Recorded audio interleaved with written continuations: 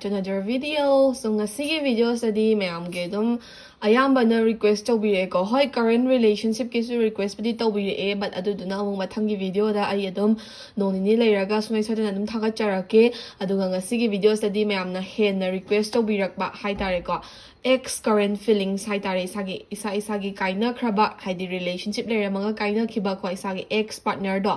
aduduna kari feel tawrige haibagi dum charakpa vision nama karching sidagi yengdoine adonga sigena su pal ani khak pal a madi pal b smaina pal ani khatang khaidok jage aduga sige pal ani sidagi sai sana apamba pal amama dum choose tawbiraga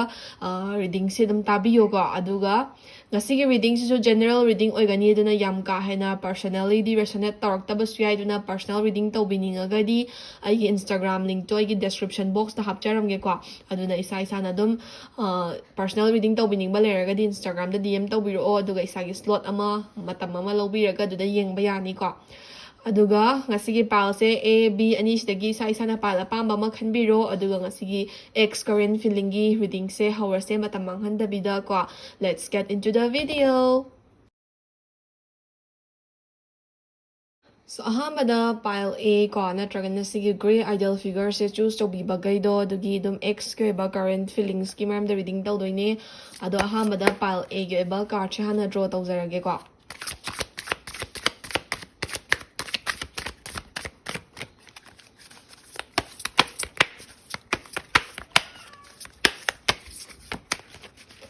sige khwaidagi mathak thangba sana lawjage temperance ko temperance reverse ne duga khwaidagi makha thangba se sige last se the 6 of wands reverse ko aduga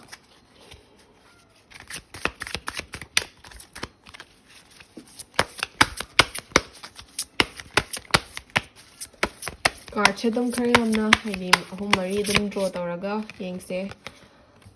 sida 4 of swords ko temperance 6 of wands reverse 4 of swords aduga card ama tarot card oina amaga draw tawjage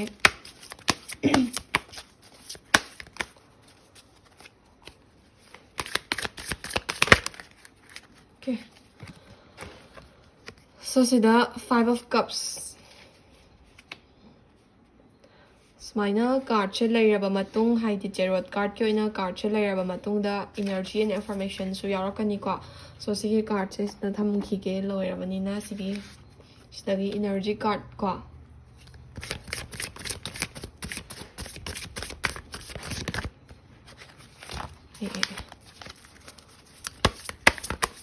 card che chawbani na ai khutida chande duna kanam tamma zum nan thokiba le yawe ba okay divine sight ko and then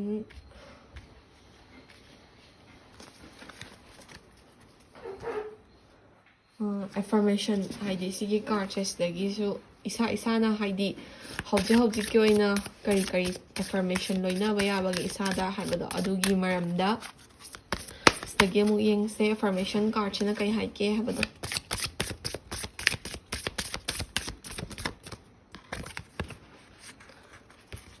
peacefulness and sanctuary ko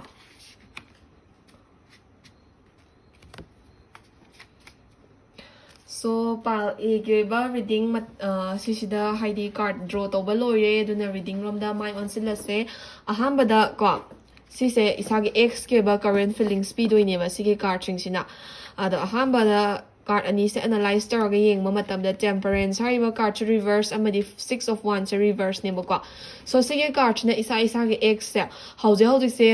lapna khiba kuirabo oiba yai kuidribo oiba yai adudi khangdre ko isa na khanjaba ex tugi matung ille adubu moi ge life se hauji se off balance oiriba haidi isa ga moi ga se relationship se lairambadagi kaina khibadagi moi ge life se off balance oirira na traga na kaina khaba matung da moi da another relationship step in tara matung da another relationship to fazana balance oina chatpa ngamdrira adudi khangdre dubu moi ge life se hauji yamna disorganized oiba ko aduga moi masana piba energy se sigi manaba return fangdaba Sise kay haini isagi ex tuna ko isaga tokna ba kaina khiba kuidriba oidaragadi situation je kamaina lakni ha matamda haidi moida move on tawdriba gi mong da kwa haidi life se relationship je tokna ba da yamna disorganized oire moina piba effort to gi return phangdre dumaina khanjaba oibe ya bagi chances su leiba kwa aduna tabida isada chit toramba ex kumba natragana already relationship se hek tokna baga move on tawkhiba ex kumba da adugamba organa moise anova relationship amada leireba anova relationship amado yamna mana khanjaramba duga relationship tuga yamna khetna bagumba adagi relationship tuda mana thadaba effort tuga fangakpa result tuga yamna manadaba gumba adumai disorganized by phase amna leiri hamne bako whether isaga relationship je tokna bagi disorganized oira natragana already move on tawraga anova relationship to disorganized oira amadi situation amadi oiba yae bako general oibanina haidi mi amana amaga wari banade dago adumaina situation ama hekta oiba yai tawbatabu moi gi life se hauji yamna disorganized ori plus moi se hauji moina piba effort to gi manaba result phangdri moi se acknowledge to biba or moi bu recognize to biba moi gi effort to recognize to biba se tawde haina khalleba moi gi life se hauji kaya nungai na haidi chatpado oidri ba ko relationship ki feels da aduga four of swords hari ba card che thole eba sige card na isa na feel to ba card ne ba ko so sila mi ama na hippaga thang ohum se makhada su thang ama lai ko aduga thang ohum si su mangonda thinjal lakada bagi tarak kada bagi ngai raga le bagi tapta to ne ba so sige card na kari depict ta no ha matam da relationship se isa gi ex ka isa gi relationship ja se da isa na he na effort thada bikhiba gumba ko relationship se kanna na ba safe to na ba hotna ba da isa gi side gi su effort me ama thada khiba gumba aduna tragana isada kai haini relationship sida isana one sided oina hotna hobogumba adagi isa se exhausted feel to ba adagi wa ba kwa haidi relationship se safe to na bagi damang to relationship se yana na ba hotna kyo matamda isagi side ge aduki matik effort thada kraga effort to the isagi partner or ex partner do na recognize to biram dana chat khibagumba adagi isa je kitang waraga exhausted oiraga adagi kai haini isa ithandana effort to thadaraga le hobanina isagi energy myam do recollect tawna bo hotnariba hauji se relationship to break up tawbadagi hoi break up tawkhibagi nungai tabadi yamna leiba male bako isada tawbatabu adumaina relationship ama leiramaga break up tawkhibagi nungai taba lei haraga su relationship to break up tawkhibadagi isagi life se kitang peaceful oirakpa isagi life se kitang rest to phangakpa peace of mind phangakpa ko haidi relationship to leiri kanda isagi side tagi yamna effort thadaki yamna waki ko aduga relationship to leiri kanda isagi wakhal charang da ba wakhal leita phangkhang da ba aduga ma myama thengna ki aduga tokna khiba matam da su isa se yamna thawai nungai taba pen da ba kappa nungai taba aduga mood emotionally moody oiba ko adugumba situation khara thengna ki tawbatabu relationship sina break up tawkhra matung da hawik se isa je break up tawkhibagi nungai tababu di leiri tawbatabu kai haini isa je khara di pothaba phangbai tapta tawba heal tawrakpa adagi tapna adum haidi moida yaudre habagi nungai tabdo leitaraga suko isa ge oina healthy oiba part ama build tawrakpa ngambagi mongda di ui ba hawjiki oina ko aduga 5 of cups hariba card che amuk thole eba sige card chi gi matung ina isagi ex ina haidi isa je disappoint tarambagi mong do uye haidi isa na khanjaruba isa na expect taruba na ama kwa aduga ex ina tawthora amba na ama dumaina isa je kai haini relationship sida isa na khanjaruba mayam do taiwan naraga disappointed oiraga leihobagi mami ne ba sida uri se ko adumaina disappointed oiraga leihowe isa se nungai tana ko adubu isa se sige relationship sina break up tawbadagi di emotionally mature khangoi oirakpagi taba tawe ba haidi sige mamangda mature oide haba natte ko tawbatabu sige relationship sina isada sige like ex sina isada lesson na matambirambagi tapta ko moiga kaina khiba moiga relationship end tawkhiba se isada yamna nungaite disappointed oi mood yamna adum nungai bo oide hauji fawda ko heal tawri move on tawri tawbatabu pura oina hekta kaw bo khatpa ngamde dam ningsing ba yawri ko ex se phanamna kuina tokna khiboraga su recently tokna khiboraga su tawbatabu sigi ex na isada disappoint taram basida isada lesson na madi pirame isaje emotionally mature oi howe habane ba ko aduga sigi ex siga isaga reconcile tarakpa yabagi chances se hoi leitabadi nate lei ko haidi mado hauji mado magi life to disorganized oiri haire adagi mana piba effort to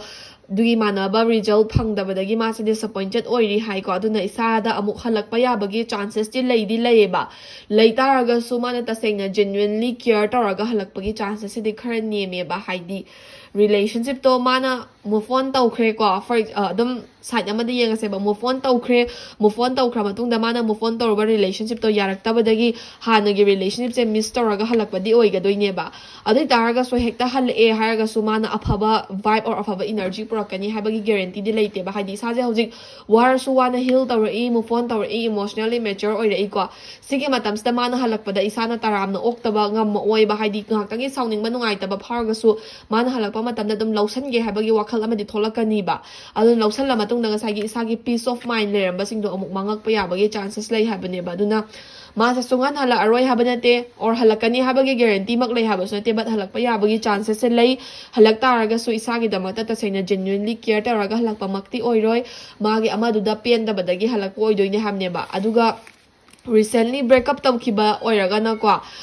कई हाइनी इसाना recently breakup तौखिबा ओइरगना मासे मागी life से disorganized ओइबसे खितंग organized ओइरबा मतुंगदा हलकपा याबगी chances सु लैदि लै अदु कांदबुदी होय energy से खितंग खेनरकनी तौबतबु उरिबा situation J mostly इसागी ex Cina move on तौखरगा मोइगी move on तौरबा relationship तुदा problem थेंगनरकपगी मोंगदा उइबा अदुना मोइसे हलकपा तारगसु को अफबा positive energy से उदे हाबनेबा हलकपा chances बुदी लै हायबा को अदुगा मथंगे कार्ड डिवाइन साइड हाइब एनर्जी कार्ड से थोलेबा सो से डिवाइन साइड हाइब एनर्जी कार्ड से मतोंगिना इसागी एक्स से इसागी लाइफ ता हल ए हाबा मतमदा इसाना को मागी ओइबा कई हाइनी अफबा साइड तो अदुदो उरकपा याएबा हाइदी लाइक मागा तोकनाखिबगी मरमदुदी खरा काउथोखरगा मासे स्माइन तौइको हाइदि रिलेशनशिप लेरिगै मतमदुदा मासे फनामना टॉक्सिक चटपा मी ओइतारगसु मागी अफबा साइड खरदि लेरबदिदनको अदुना इसाना मोइदो नुसी इसागी एक्स तो नुसी मनबगी और इसागी एक्स तो काउबा ngamdabagi मागी फत्तबा और माना टॉक्सिक चटलंबा और माना रिलेशनशिप तुदा काइननबा सिलंबा सिंगदुदि उबगी मुहुत्ता मागी अफबा साइड तो ओइना उरगा हंजिननबा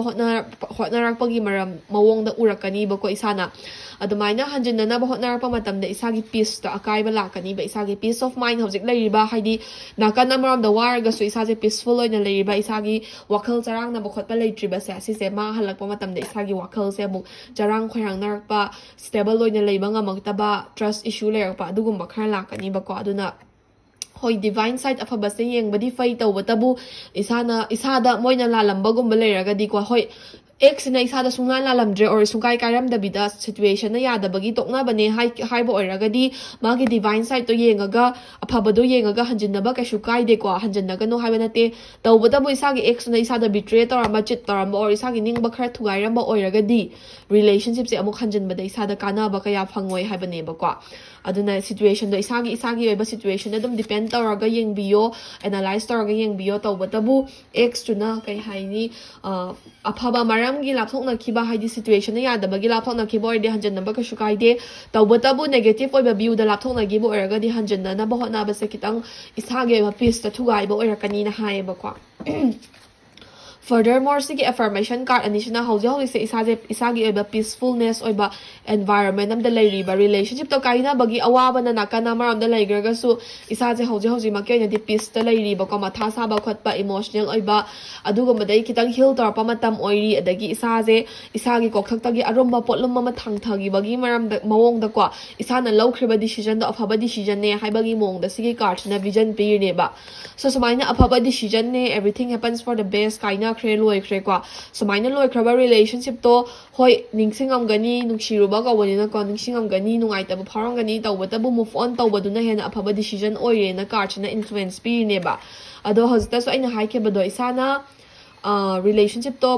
लाइक तंगाई फदबा खरदगी तोकनाखिबो ओइरगदी को अमुक हंजिननबा होटनाबदा कैसु अकाइबा बुदि लैरोय तौबतबु मरमदो खितंग negative इसादा negative ओइबा effect पिरमगा तोकनाखिबो ओइरगदी हंजिननबसे इसादा peaceful इसागी peacefulness तो थुगाइबा इसागी हेल्दी एनवायरनमेंट थुगाइबा ओइना थोकनी हमनेबा ꯑꯗꯣ ꯏꯁꯥ ꯏꯁꯥꯒꯤ ꯗꯤꯁꯤꯖꯟꯗꯤ ꯏꯁꯥ ꯏꯁꯥꯅ ꯂꯧꯕꯤꯌꯣ ꯀꯩꯁꯨ ꯀꯥꯏꯗꯦꯀꯣ ꯑꯗꯨꯝ ꯀꯥꯔꯠꯁꯦ ꯖꯦꯅꯔꯦꯜ ꯔꯤꯗꯤꯡ ꯑꯣꯏꯕꯅꯤꯅ ꯁꯤꯗ ꯂꯣꯏꯅꯃꯛ ꯆꯨꯝꯒꯅꯤ ꯍꯥꯏꯕꯗꯤ ꯂꯩꯇꯦ ꯕꯠ ꯑꯦꯗꯚꯥꯏꯁ ꯈꯔꯗꯤ ꯑꯗꯨꯝ ꯂꯧꯁꯟꯕꯤꯌꯣ ꯈꯔ ꯃꯈꯩꯗꯤ ꯑꯗꯨꯝ ꯔꯦꯁꯣꯅꯦꯠ ꯇꯧꯔꯛꯄꯁꯨ ꯌꯥꯏꯗꯅꯀꯣ ꯑꯗꯨꯅ ꯏꯁꯥ ꯏꯁꯥꯒꯤ ꯑꯦꯛꯁꯦ ꯇꯁꯦꯡꯅ ꯃꯔꯝ ꯆꯥꯗꯕ ꯈꯔꯗꯒꯤ ꯀꯥꯏꯅꯈꯤꯕ ꯑꯣꯏꯔꯒꯗꯤ ꯍꯟꯖꯤꯟꯅꯅꯕ ꯑꯦꯐꯔꯠ ꯊꯥꯗꯔꯛꯄ ꯃꯇꯝꯗ ꯍꯟꯖꯤꯟꯅꯕ ꯀꯩꯁꯨ ꯀꯥꯏꯗꯦ ꯇꯧꯕꯇꯕꯨ ꯏꯁꯥꯗ ꯅꯦꯒꯦꯇꯤቭ ꯏꯝꯄꯦꯛ ꯂꯩꯔꯒ ꯇꯣꯛꯅꯈꯤꯕ ꯑꯣꯏꯔꯒꯗꯤ ꯍꯟꯖꯤꯟꯅꯕꯁꯦ ꯀꯌꯥ ꯑꯐꯕ ꯄꯣꯖꯤꯇꯤቭ ꯑꯣꯏꯕ ꯏꯅꯔꯖꯤ ꯎꯗꯦ ꯍꯥꯏꯕꯅꯦꯕꯀꯣ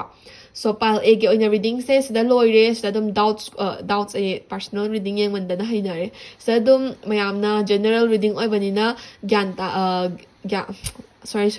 ꯑꯗꯨꯝ ꯃꯌꯥꯝꯅ ꯖꯦꯅꯔꯦꯜ ꯔꯤꯗꯤꯡ ꯑꯣꯏꯕꯅꯤꯅ ꯑꯗꯨꯝ ꯏꯁꯥ ꯏꯁꯥꯒꯤ ꯑꯣꯏꯕ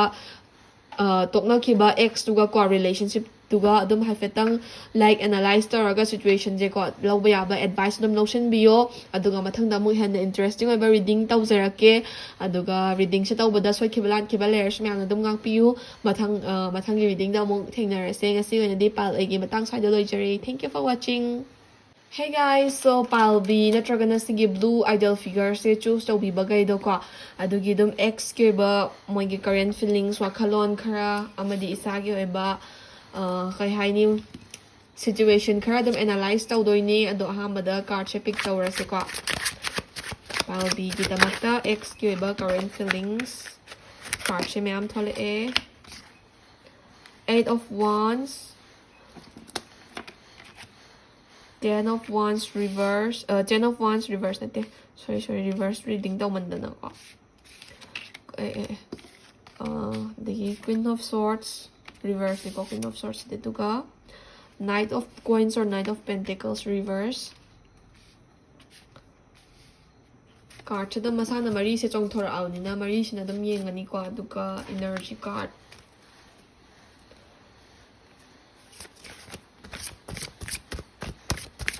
Of Pentacles reverse.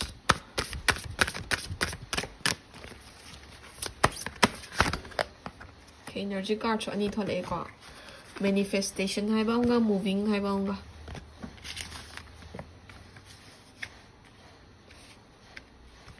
And then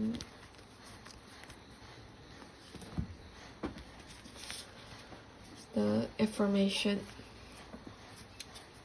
8 of Wands, 10 of Wands.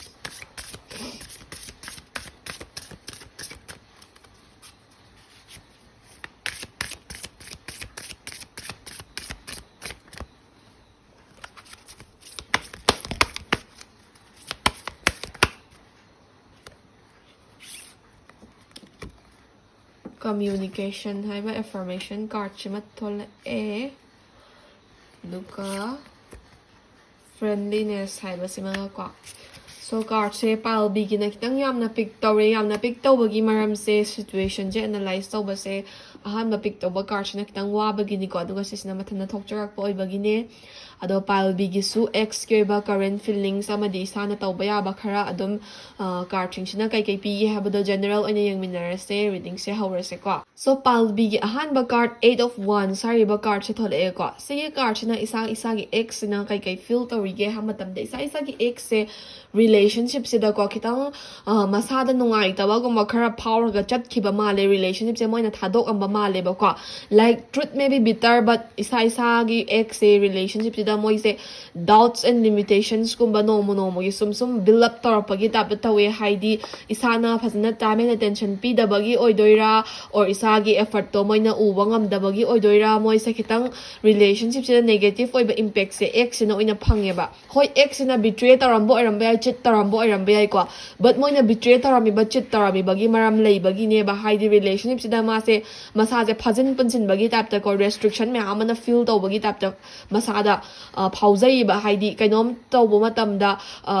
haidi for example thaba ama chathok tore ha matamda hairamdradi yadawba gumba adagi kainom taw matamda ayat apan piba gumba ko isana adumaina isana budi adum relationship ta section jabagi tawbo irambe ai tawbo tabo moina di adu restriction oina feel tawre adagi relationship sida masana dum doubts kumba se lejarakpa trust issues e pile up tarba se khara kuire ba duna moi se kai haini life haise free oi ba birth amagi type ta leigadamne free oi bu check amagi type ta pai gadamne ba dubu mangonda di kai haini relationship se phasna flow am da chatmina bagi mahutta mage masa mayam je kakthaklak pagi mong do feel tawjare ba mana ko aduna ꯔꯤꯂꯦꯁꯟꯁꯤꯞꯁꯤꯗ ꯍꯥꯏꯗꯤ ꯑꯦꯛꯁꯤꯅ ꯈꯥꯡꯕ ꯉꯝꯃꯛꯇꯕꯗꯒꯤ ꯃꯥꯁꯦ ꯔꯤꯂꯦꯁꯟꯁꯤꯞꯁꯤꯗ ꯇꯣꯛꯅꯔꯁꯦ ꯍꯥꯏꯔꯝꯃꯒ ꯆꯠꯈꯤꯕ ꯑꯣꯏꯕ ꯌꯥꯏ or ꯃꯥꯅ ꯕꯤꯇ꯭ꯔꯦ ꯇꯧꯔꯝꯕ ꯑꯣꯏꯕ ꯌꯥꯏ ꯆꯤꯠ ꯇꯧꯔꯝꯕ ꯑꯣꯏꯕ ꯌꯥꯏꯀꯣ ꯑꯗꯨꯕꯨ ꯆꯤꯠ ꯇꯧꯔꯝꯕ ꯕꯤꯇ꯭ꯔꯦ ꯇꯧꯔꯝꯕ ꯑꯣꯏꯇꯥꯔꯒꯁꯨ ꯑꯗꯨꯒꯤ ꯃꯔꯝꯗꯣ ꯍꯥꯏꯗꯤ ꯃꯣꯏꯗꯣ ꯔꯤꯂꯦꯁꯟꯁꯤꯞꯁꯤꯗ ꯈꯥꯡꯕ ꯉꯝꯃꯛꯇꯕꯗꯒꯤ ꯑꯣꯔ ꯔꯤꯂꯦꯁꯟꯁꯤꯞꯁꯤꯗ ꯂꯤꯃꯤꯇꯦꯁꯟꯁ ꯃꯌꯥꯝ ꯑꯃꯅ ꯕꯥꯎꯟ ꯇꯧꯕ ꯍꯦꯟꯃꯜꯂꯛꯑꯦꯅ ꯈꯟꯖꯔꯛꯄꯗꯒꯤ ꯊꯥꯗꯣꯛꯑꯒ ꯆꯠꯈꯤꯕꯒꯤ ꯃꯤꯟꯁ ꯑꯃ ꯌꯦꯡꯉꯛꯄ ꯃꯇꯝꯗ ꯑꯇꯣꯞꯄ ꯃꯤ ꯑꯃꯗ ꯑꯦꯗꯥꯞ ꯇꯧꯔꯒ ꯆꯠꯈꯤꯕ ꯑꯇꯣꯞꯄ ꯃꯤ ꯑꯃꯒ ꯂꯣꯏꯅꯔꯒ ꯆꯠꯈꯤꯕ ꯑꯣꯏꯔꯝꯕ ꯌꯥꯏ ꯑꯣꯔ ꯃꯤ ꯑꯇꯣꯞꯄ ꯁꯨꯡꯌꯥ ꯌꯥꯎꯗꯕꯤꯗ ꯃꯁꯥ ꯃꯊꯟꯇꯅ ꯑꯗꯨꯝ ꯊꯥꯗꯣꯛꯑꯝꯕ ꯑꯣꯏꯔꯝꯕꯁꯨ ꯌꯥꯏꯌꯦꯅ ꯍꯥꯏꯌꯦꯕꯀꯣ ꯁꯣ ꯏꯁꯥꯒꯤ ꯁꯥꯏꯠꯇꯒꯤꯗꯤ ꯏꯁꯥꯒꯤ ꯐꯣꯜꯠ ꯂꯩꯇꯦꯅ ꯈꯟꯕꯤꯔꯝꯕꯁꯨ ꯌꯥꯏꯀꯣ ꯇꯧꯕꯇꯕꯨ ꯔꯤꯂꯦꯁꯟꯁꯤꯞꯁꯤꯗ ꯃꯣꯏꯁꯦ ꯐꯥꯖꯤꯟ ꯄꯨꯟꯁꯤꯟꯕ ꯈꯔ ꯐꯤꯜ ꯇꯧꯈ꯭ꯔꯦ ꯑꯗꯒꯤ ꯑꯗꯨꯝ ꯔꯤꯂꯦꯁꯟꯁꯤꯞꯁꯤꯗ ꯈꯔ ꯑꯌꯦꯠ ꯑꯄꯟꯒꯨꯝꯕ ꯈꯔ ꯐꯤꯜ ꯇꯧꯕ ꯗꯥꯎꯠꯁ ꯂꯤꯃꯤꯇꯦꯁꯟꯁ ꯂꯩꯔꯛꯄꯗꯒꯤ ꯆꯠꯈꯤꯕꯅꯦꯅ ꯍꯥꯏꯌꯦꯕ ꯑꯗꯨꯒ ꯑꯅꯤꯁꯨꯕ ꯀꯥꯔꯠꯁꯤꯅ ꯇꯦꯟ ꯑꯣꯐ ꯋꯥꯟꯁ ꯍꯥꯏꯔꯤꯕ ꯀꯥꯔꯠꯁꯦ ꯊꯣꯛꯂꯛꯑꯦꯕꯀꯣ ꯁꯣ ꯃꯤ ꯑꯃꯒꯤ ꯁ꯭ꯀꯜ ꯍꯥꯏꯗꯤ ꯁ꯭ꯀꯦꯂꯦꯇꯟꯒꯤ ꯃꯀꯣꯛꯁꯦ ꯃꯤ ꯑꯃꯒꯤ ꯁ꯭ꯀꯜꯗꯒꯤ ꯎ ꯑꯃ ꯍꯧꯒꯠꯂꯛꯄꯒꯤ ꯇꯥꯏꯞꯇ ꯇꯧꯔꯤꯁꯦ ꯁꯨꯃꯥꯏꯅ ꯁꯤꯒꯤ ꯔꯤꯂꯦꯁꯟꯁꯤꯞꯁꯤꯗ ꯏꯁꯥꯒꯤ ꯑꯦꯛꯁꯁꯦꯀꯣ ꯍꯥꯏꯗꯤ ꯔꯤꯂꯦꯁꯟꯁꯤꯞ ꯂꯩꯔꯤꯉꯩ ꯃꯇꯝꯗ ꯔꯤꯂꯦꯁꯟꯁꯤꯞꯁꯤꯒꯤ ꯑꯣꯏꯕ ꯔꯦꯁꯄꯣꯟꯁꯤꯕꯤꯂꯤꯇꯤꯁꯦ ꯃꯥꯒꯤ ꯀꯣꯛꯊꯛꯇ ꯂꯣꯏꯅꯃꯛ ꯊꯥꯡꯒꯠꯄꯒꯤ ꯇꯥꯏꯞꯇ ꯎꯏꯌꯦꯕ ꯍꯥꯏꯗꯤ ꯃꯥꯒꯤ ꯀꯣꯛꯊꯛꯇꯒꯤ ꯔꯤꯂꯦꯁꯟꯁꯤꯞꯀꯤ ꯔꯦꯁꯄꯣꯟꯁꯤꯕꯤꯂꯤꯇꯤ ꯂꯣꯏꯅꯃꯛ ꯍꯦꯟꯗꯜ ꯇꯧꯕꯒꯤ ꯇꯥꯏꯞꯇ ꯎꯖꯩꯌꯦꯕꯀꯣ ꯍꯥꯏꯗꯤ ꯃꯥ ꯃꯁꯥꯒꯤ ꯄꯣꯏꯟ ꯑꯣꯐ ꯚ꯭ꯌꯨ ꯑꯣꯏꯔꯝꯒꯅꯤꯀꯣ ꯑꯗꯨꯗꯣ ꯏꯁꯥꯒꯤ ꯁꯥꯏꯠꯇꯒꯤꯁꯨ ꯑꯦꯐꯔꯠ ꯊꯥꯗꯔꯝꯒꯅꯤ ꯑꯗꯨꯕꯨ ꯏꯁꯥꯒꯤ ꯑꯦꯐꯔꯠꯇꯨꯗꯤ ꯃꯥꯅ ꯎꯕ ꯉꯝꯗꯕꯒꯨꯝꯕ ꯑꯗꯨꯗꯒꯤ ꯃꯥꯅ ꯔꯤꯂꯦꯁꯟꯁꯤꯞꯁꯤꯒꯤ ꯔꯦꯁꯄꯣꯟꯁꯤꯕꯤꯂꯤꯇꯤꯁꯦ ꯃꯥꯅ ꯂꯣꯏꯅꯃꯛ ꯍꯦꯟꯗꯜ ꯇꯧꯔꯦ ꯍꯥꯏꯅ ꯈꯟꯕꯗꯒꯤ ꯃꯥꯁꯦ ꯀꯣꯛꯁꯦ ꯄꯨꯕ ꯉꯝꯃꯛꯇ꯭ꯔꯦ ꯀꯥꯏꯅ ꯈꯟꯕꯗꯣꯀꯣ ꯔꯤꯂꯦꯁꯟꯁꯤꯞꯁꯤꯗ ꯍꯦꯞꯄꯤ ꯑꯣꯏꯕꯒꯤ ꯃꯍꯨꯠꯇ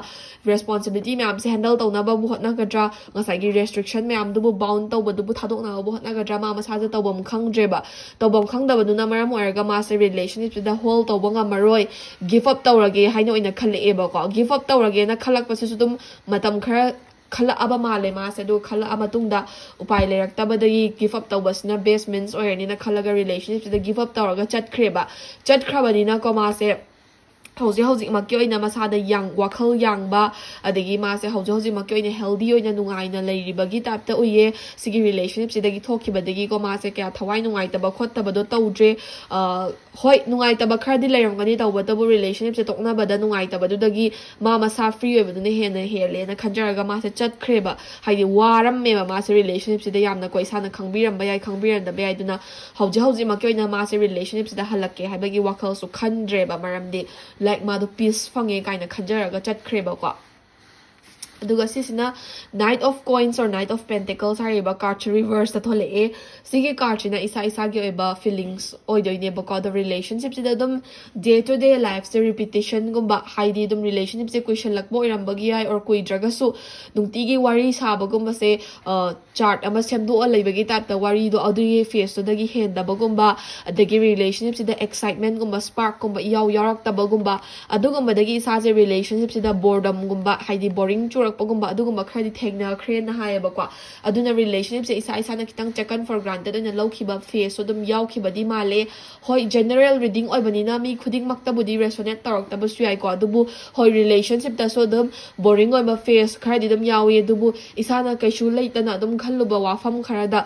ꯏꯁꯥꯒꯤ ꯄꯥꯔꯠꯅꯔ ꯑꯣꯔ ꯑꯦꯛꯁ ꯄꯥꯔꯠꯅꯔꯁꯤꯅ ꯌꯥꯝꯅ ꯁꯤꯔꯤꯌꯁ ꯑꯣꯏꯅ ꯂꯧꯁꯤꯜꯂꯒ ꯆꯠꯈꯤꯕ ꯖꯒꯥ ꯈꯔꯁꯨ ꯌꯥꯎꯈ꯭ꯔꯦꯕ ꯑꯗꯨꯅ ꯃꯔꯝ ꯑꯣꯏꯔꯒ ꯏꯁꯥꯅ ꯈꯤꯇꯪ ꯂꯥꯏꯊꯣꯛꯅ ꯂꯧꯔꯨꯕ ꯖꯒꯥ ꯈꯔꯗ ꯃꯥꯅ ꯁꯤꯔꯤꯌꯁ ꯑꯣꯏꯅ ꯇꯥꯁꯤꯜꯂꯒ ꯔꯤꯂꯦꯁꯟꯁꯤꯞꯁꯤꯒꯤ ꯀꯥꯏꯅꯅꯕ ꯃꯔꯝ ꯈꯔꯁꯨ ꯑꯗꯨꯝ ꯑꯣꯏꯈꯤꯕ ꯃꯥꯜꯂꯦꯕꯀꯣ ꯑꯗꯣ ꯏꯁꯥꯗ ꯁꯤꯒꯨꯝꯕ ꯕꯣꯔꯤꯡ ꯑꯣꯏꯈꯤꯕ ꯑꯣꯔ ꯔꯤꯄꯤꯇꯤꯁꯟꯗꯨꯅ ꯏꯁꯥꯅ ꯈꯤꯇꯪ ꯒ꯭ꯔꯥꯟꯇꯦꯠ ꯑꯣꯏꯅ ꯂꯧꯈꯤꯕ ꯃꯇꯝ ꯈꯔꯗꯤ ꯑꯗꯨꯝ ꯌꯥꯎꯈꯤꯕ ꯃꯥꯜꯂꯦꯅ ꯀꯥꯔꯠꯁꯤꯅꯗꯤ ꯍꯥꯏꯌꯦꯕꯀꯣ ꯐꯔꯗꯔꯃꯣꯔ ꯀ꯭ꯋꯤꯟ ꯑꯣꯐ ꯁꯣꯔꯠꯁ ꯍꯥꯏꯔꯤꯕ ꯀꯥꯔꯠꯁꯦ ꯔꯤꯚꯔꯁꯇ ꯑꯃꯨꯛ ꯊꯣꯛꯂꯛꯑꯦ ꯁꯤꯒꯤ ꯀꯥꯔꯠꯁꯤꯒꯤ ꯃꯇꯨꯡ ꯏꯟꯅ ꯏꯁꯥꯁꯦ ꯑꯃꯨꯛ ꯏꯃꯣꯁꯅꯦꯜꯂꯤ ꯈꯤꯇꯪ ꯏꯟꯇ꯭ꯔꯣꯚꯔꯇꯦꯠ ꯑꯣꯏꯕ ꯍꯥꯏꯗꯣꯏꯔꯥ ꯏꯁꯥꯒꯤ ꯑꯣꯏꯕ ꯅꯨꯡꯉꯥꯏꯇꯕ ꯔꯤꯂꯦꯁꯟꯁꯤꯞꯁꯤꯗ ꯄꯦꯟꯗꯕ ꯅꯨꯡꯉꯥꯏꯇꯕꯒꯨꯝꯕ ꯌꯥꯎꯈꯤꯕ ꯇꯥꯔꯒꯁꯨ ꯗꯣꯡ ꯍꯥꯏꯅꯔꯒ ꯄ꯭ꯔꯣꯕ꯭ꯂꯦꯝꯗꯣ ꯁꯣꯜꯚ ꯇꯧꯕꯒꯤ ꯃꯍꯨꯠꯇ ꯅꯨꯡꯉꯥꯏꯇꯕꯁꯤꯡꯗꯣ ꯐꯨꯝꯃꯒ ꯊꯝꯃꯒ ꯈꯠꯅ ꯆꯩꯅꯔꯛꯄꯒꯨꯝꯕ ꯃꯇꯝꯗ ꯏꯁꯥꯅ ꯕꯔꯁ ꯑꯥꯎꯠ ꯇꯧꯕꯒꯨꯝꯕ ꯅꯨꯡꯉꯥꯏꯇꯕ ꯃꯌꯥꯝꯗꯣ ꯐꯨꯝꯖꯤꯜꯂꯒ ꯊꯝꯃꯒ ꯀꯩꯁꯨ ꯂꯩꯇꯕ ꯋꯥ ꯃꯆꯥ ꯑꯃꯗ ꯕꯔꯁ ꯑꯥꯎꯠ ꯇꯧꯔꯒ ꯂꯣꯏꯅꯃꯛ ꯉꯥꯡꯕ ꯆꯩꯕꯒꯨꯝꯕ ꯀꯣ ꯑꯗꯒꯤ ꯊꯕꯛ ꯑꯃ ꯇꯧꯕ ꯃꯇꯝꯗ ꯃꯤꯉꯣꯟꯗ ꯍꯥꯏꯗꯤ ꯏꯁꯥꯒꯤ ꯄꯥꯔꯠꯅꯔꯗꯨꯗ ꯏꯁꯥꯅꯗꯤ ꯈꯪꯗꯕꯤꯗ ꯖꯠꯁꯃꯦꯟꯒꯨꯝꯕ ꯈꯔ ꯑꯗꯨꯝ ꯄꯤꯈꯤꯕ ꯍꯥꯏꯗꯤ ꯑꯗꯨꯝ ꯌꯥꯝ ꯀꯥ ꯍꯦꯟꯅ ꯃꯦꯖꯔ ꯑꯣꯏꯕ ꯋꯥ ꯑꯣꯔ ꯃꯦꯖꯔ ꯑꯣꯏꯕ ꯏꯁꯨꯗ ꯅꯠꯇ꯭ꯔꯒꯁꯨ ꯏꯁꯥꯅ ꯖꯠꯁꯃꯦꯟꯒꯨꯝꯕ ꯈꯔ ꯄꯤꯈꯤꯕ ꯖꯁꯃꯦꯟꯇꯦꯜ ꯑꯣꯏꯕ ꯚ꯭ꯌꯨꯗ ꯈꯔ ꯌꯦꯡꯈꯤꯕ ꯍꯥꯏꯇꯥꯔꯦꯀꯣ ꯑꯗꯨꯒ ꯏꯁꯥꯅ ꯈꯤꯇꯪ isagi partner duda moigi moods and emotion do understand tawbagi muta kitang cool oigiba moment khar yaukhreba haidi kitang moigi moods and emotion do khangbi bagi muta hena harsh ocean ba adagi hena ngangbi chaibi bagumba or isana wahi wata ngangthokpa haitabagi ra kitang wangang bada soikibagumba adugumba kharasu laikiba male dugumba dagi isagi partners na warau khibagi mawong matawsi uyiba kwa haidi isana wangang bada khara soikiba oidoira or nungaitabado phumaga thamaga incident khar da burst out tawbagi oidoira adugumba nungaitaba situation khara ukhibaduna maram oraga isagi ex singse hojik thawai nungaitana leiramba singdudagi hojik masam saje move on tawre na khanjare relationship sida halakke habagi wakhalon moida leitre kwa aduduga kai haini isagi side tagi effort chatlaga su moina hojik makyo di effort to recognize tork pa yabagi chances su leite aduga relationship je hanjinaba yabagi vision su khara di name ba ko maram di isagi partner se hojik khara free oire masam sa je khara nungai jare na khanjai ba aduna haidi moina ngasa aina first card na su haibado moina cheat taramba yai betray taramba yai or to mina dum lapthoki ba oramba su yai mi involved to dabida kwa adu taraga su lapthoki bagi maram do leire isana khangam ba yai khangam da ba yai to bota bo moina khara warau ki ba nungai ki da ba khara lebanina relationship se hanjinabagi vision se hojik makyo di leite habane ba kwa